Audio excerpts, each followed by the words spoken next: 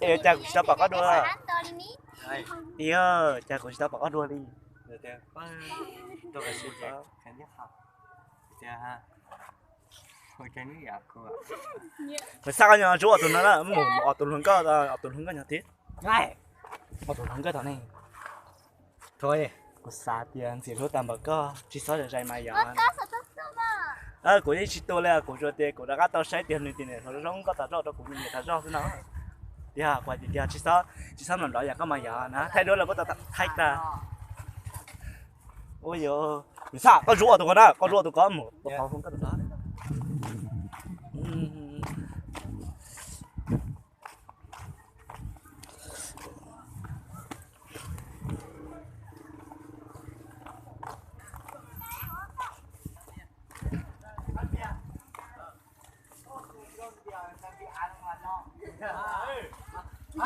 nhớ thì tôi tụi lần cho nhớ đến đét đó liền rồi. còn là chị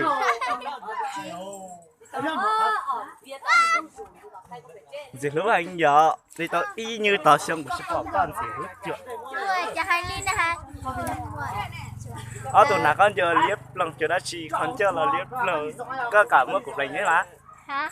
có cả một cục đánh thế à muốn là gì lúc chưa ít tiền của tôi là con nhỏ là chọn luôn đó Cái tên là quê mà nó có trái trời à.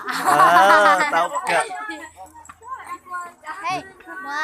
Ê, có tuần xài tôi thiếu. của chúng muốn lần cao bây giờ này rồi nhà bên nào chúng muốn lần cao tụi lần cao nó cũng bảo thế mà thế mà rồi nhà đi muốn xin thì sẽ chống ta cho à Cái gì mà xin Tôi đâu có tụi cao mà. Cái sao chào. chứ sao cho mà sẽ chống là có ý giả là có rong cớ mà giờ biết sẽ chống là giờ giờ tiền nhiều lúc có vô kia mà Cái sao cái gì ạ? vô là có tao mà Thế sao thế này có phải không? Mua. Rất sợ thì cứ quên nó. Cứ bữa tới xin nào. sao qua mày đi đó là kìa ít tiền của tôi vẫn nữa ai sẽ có một khi nào bao nhiêu Cái sao về mấy sao tôi được kênh nữa. vô là cả chi vô Mua lấy tao cái nó hả? vô kia của tôi mà nữa Nó khai cho bố ra. mama vợ đại ơi sao gì lúc chưa mà cho xin nhá xin con tàu luôn và cả bố họ nó cũng muốn vô đây họ nó họ nó đó còn nhớ là của cái khai táo à số à còn nhớ là của cái khai cái chính rồi con Dạ cũng chỉ là sống nó. tao cỡ từ tiền luôn à Em đã xin đã chị có xe cái gì cũng chia sống nó chị. tao cỡ của nhớ là của những có nó tại đó nó chọn lần có ấy họ nó nói chỉ nói gì thì ôi nhiều quá tao đi chặt hết rồi ba Chú là mà. nãy tụi mày cũ thì là chưa nãy tụi mày cũ thì là Thế là màng quá chị cơ à. mày có con gì lúc cỡ ngậu tao có chọn rùa luôn rồi nè xích tao chuẩn gì Thế giàu bây giờ á. cũ nằm tao nó có thế hả ôi trời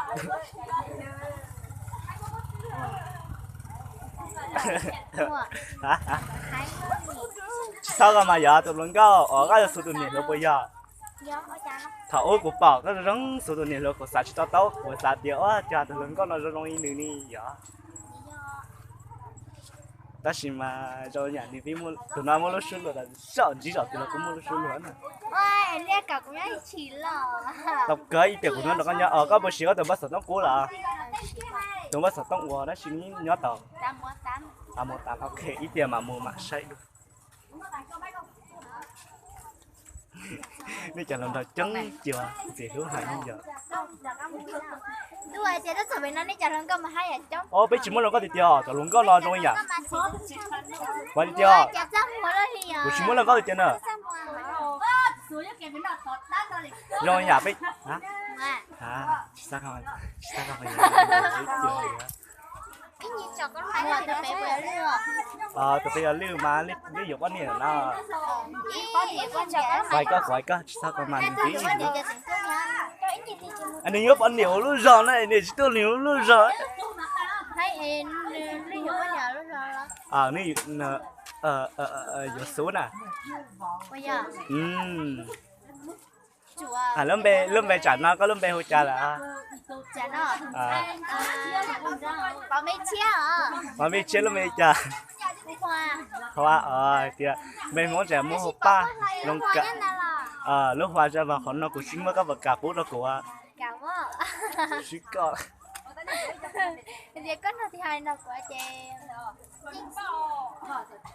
mà nó cái gì vậy đâu có một sai ít nó của tôi nó có hay luôn đó của cả cảm ơn đó chị để trả để có chị của chị tôi có mà ôi tôi đi ngang cái lúc nhà tôi đi hỏi mà giờ tôi hỏi là có chị có gì cần thế đó chị thì đó của tôi sở tôi có chủ tôi có sở tôi của tôi xếp của mình trẻ lên ta hai tia xong mà bao này trưởng bao ngoài đó có nào chỉ biết dùng biết lúc xếp gì nên bao sai đi hả là hay mua cho có chiều bao nhiêu là của chị tôi mua bao nhiêu của chị tôi mua luôn cơ của chị dùng bao nhiêu nè rồi thì dùng bao nhiêu chị cũng được chút xíu mà ấy của nhà có của vô có bao to nó của vô tụi nó ôn nhiều nhau có để lo mà ra họ cũng là gì có là chỉ có là nhiều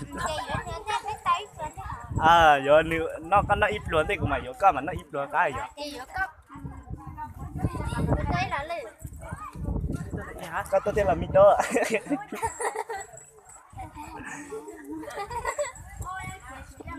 chị sao mà giờ cho cái gì hai tia mất tay là thấy ra video tao sai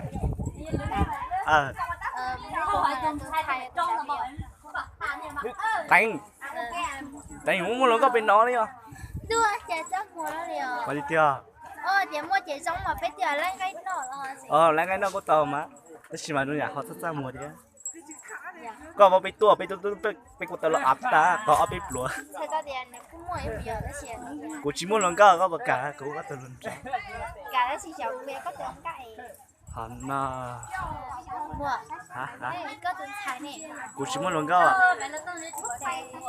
ไอ้ก็เดินชายไม่เหรอ กูชิมุนหลงก็น่ะก็เนี่ยแต่กูอีเปียนั่นกูมาหายจากพวกนี้ตลอดก็สามารถมัว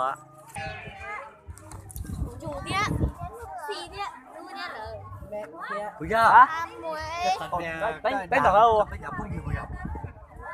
chỉ đó cái nè tao cái này có đánh nữa do rằng chợ nhưng mà có cái là tia này đi xí là tia có mất để tiết đâu còn hả cho các ngài giờ thì đối chợ nhá tới gì mà ui sao cả chỉ sao cả wow tại ý có nó sạc không có e từ cũng phải tới ra hết tới rồi này tự ý đó in này có khi là in này ông một để phón chỉ sao tôi sai tức là sao tới ta ôi mình nhớ bị trốn rồi in này có khi cái đèn trả thêm mà ông một ông phón chỉ cái luôn tới cái Chạy cho đi. Anh đang mua. giá luôn của chú quay tao của khi nào mà anh biết sẽ biết luôn tới rồi rồi nhá tao xin để bố muốn xả thế nữa Bán nè. chị trụ chị có số tốt bóng à Dạ. sao cơ mà vậy ôi vậy của cái lối cho ná nào mà biết xuyên này là của cái lối cho ná một tao à đó anh em đâu chị chưa lúc nào muốn kêu xin nát kia chưa đó nã bảo tao ít bảo cho nãy rồi chị cả có lúc con mua mì nát tinh cũng bảo lấy lúc cá là nó có nã lúc nào mình cho nã đuôi rồi nè đó từ mà chị có chồng lo dài bà hay đó qua từ luôn á em mua hai dạng anh chị mua nhó bé nhìn lộ ý có mua hai lợi mà mua gì à mà chồng mua na mua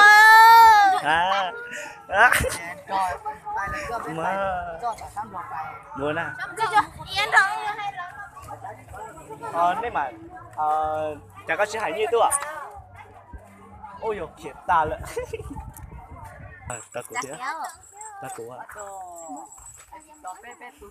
dạ kệ chủ mất thì phải đây nữa nè chị sao cơ mà giờ hả có xin mẹ chưa hai giờ mua với chợ xe lót sợ hả mà giờ đó hả gì hứa chợ của gì đấy của ta nghĩ rồi hả cho hai cháu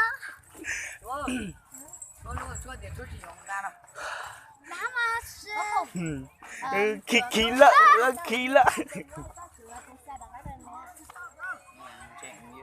đây Cậu- Tôi sẽ xí chèn cũng đỡ nha. À, xích chè là gì là giờ sợ sợ xích chè À mà nữa bé xí là từ mình xí tua xí tàu xí Ok, I know you know chờ tí. Tại vì của Thái đã ở bên ra video của nó một trò có sai. mùa cái mà tiền nó có nó chơi được cái đó Tí giờ của nó đâu, mình lấy xe rồi. Không. Cho chỉ phải lên à. Đấy. Mày cũng biết lấy xe thì thôi. Đi bộ. Ok, Hello. còn lấy làm chưa? Đây, ôi tôi á. Cơ mong đã khơn giờ lia cọc lòng gì lúc chưa? Dạ. còn say bây giờ- rồi giờ Ý tiền của nó là có nhỏ đó. đây Rồi hồi dạ. Hai tụi nó đã cố rồi mà. Giờ này chỉ có hai luôn. Tụi nó đã cố nữa. Tao muốn xài à. đấy Tao muốn xài. Tụi nó có chưa là tụi nó quay cơ. tiền của tôi xả là tôi xin dự tận theo Tôi nói hồi dạ. nó hơn chút à Tụi nó bây tụi phong như thao là tôi chả, bây tụi phong như tao không có say luôn chả bây. Dễ tao. Chết lại có bạn Mày có tổng có chua. có mà đi bùng lắm Cơ có mặt thật có mà mua mà mà ra sau rồi đúng tốt đấy. để dài à sức quả này ha Tao chỉ bảo cái ê cứ tao thả đùa xuống à. Tụi nó có tới kia đó. Sao kìa? Của bà có thực tao rồi nha, của bà có ít tiền họ tiêu là có nhỏ được. nhông nó Đúng cái hả thấy chưa Nhỏ được có sao kìa? Xí hả? thấy chưa Anh xí hả? Lo quá. bây giờ chơi tao nó hay chơi Mày con á. Mày thằng này mày thích viết chữ khóa của bố à? Lo hai tiền. Hay chú chùa lo hai xí lo má hay á. Con lông bèo chào ta cú. Bố của nó chỉ có lông bèo nè. uống bèo nhiều lắm Cái này nhá. Có thể chỉ ra của chỉ có mù đi. Lông bèo chỗ bây giờ. Phải muốn là gì? cái thứ ba giờ Phải muốn là gì? cha mà Muốn cha cái nhau họ tiêu. là à là Là rồi nhà của tao bảo có đuôi ít sao rồi, thế mà nó là nó cá lại thế mà. Có nhà là thơ là nhà là có. nhà có Ít tiền của tôi nó có nhỏ đó, của cả. À nhà là thơ. có vô à có Là có.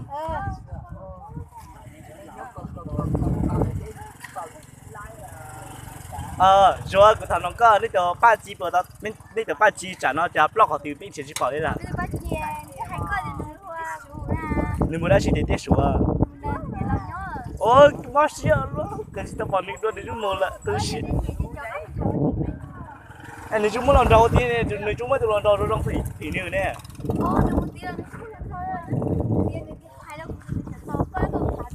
Tao cỡ ít nó giá tao thế nào còn mà tốt hả? Cái tụi bắt sợ tao ngồi trà chỉ sao thấy sao tao ngồi nhà ăn xỉu chơi. đại con Chỉ sao thấy của nó đi chụp con nè, bây chỉ cho trái đi còn nó đi hả? Rồi bây giờ tự nhiên thì cho trái. sư giờ Chỉ giờ là thằng thứ nào bây giờ bao nhiêu nó nhiều con là chè bao nhiêu tôi vừa có giá tao nên là tôi giờ dám một lần liều nè phụ yêu yêu nhắc kỹ kỹ cho mình nhắc rằng này yo cũng mà vừa có đến đó sữa. nuôi hai chân đấy nè cái nghĩa là yêu nhắc kỹ kỹ là yo bây tiếp tô mắn nó bây giờ xíu kỹ đi à. cái tham gia một cái đi Yo cơ